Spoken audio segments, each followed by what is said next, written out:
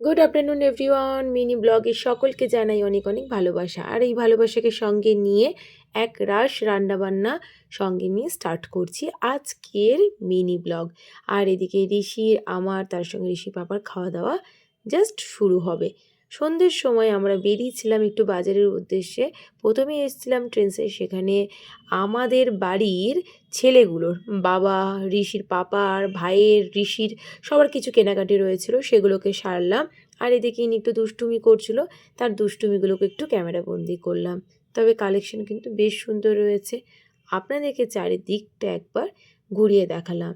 আর এই দেখতে দেখতে দেখছি ঋষি ওইদিকে তার পাপার জন্য খুব সুন্দর একটা স্যান্ডেল চয়েস করেছে, সেটা তার পাপাকে নিতেই হবে, আর একবার পরে দেখতেই হবে। তার আবদার মেটাতে তার পাপা পরলো, কিন্তু সাইজ তো সে আর বোঝে না।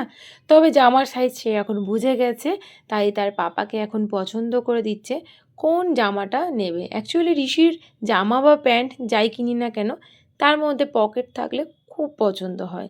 আর এই জামাটা ভাবছিলাম ঋষির জন্য নেব, কিন্তু ওই যে পকেট নেই বলে তার একদম পছন্দ না।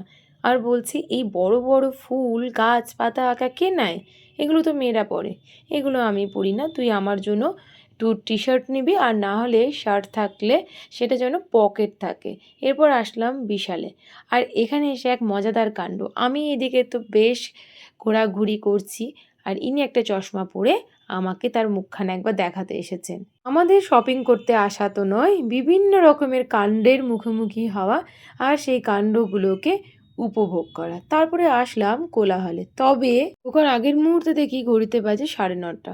আধ ঘন্টার কি ঘুরবো, তাই বাড়ি ফিরে গেলাম। সকলকে জানালাম